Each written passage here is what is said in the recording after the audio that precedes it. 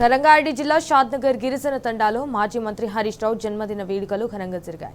మాజీ SC ST commission member Rambal Naik ఆధ్వర్యంలో కేశంపేట మండలం పోడాగుట్ట తండాలో భోగ్ బండోర కార్యక్రమాన్ని నిర్వహించారు.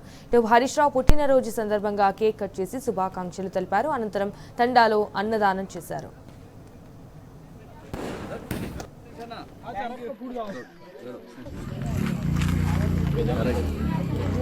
ఎక్లాస్కన్పేట్ పోడగుట్ట తండలో సంత్ శ్రీ సేవాలాల్ మహారాజ్ మా మెరమ్మ మాత భోగ్ భండారో కార్యక్రమాన్ని నిర్వహించి మాజీ మంత్రివర్యులు త్రిబుల్ షూటర్ తన్నేరు హరీష్ రావు గారికి జన్మదినం సందర్భంగా పెద్ద ఎత్తున ఆయన కేక్ కట్ చేసుకొని సంబరాలు చేసుకోవడం జరిగింది.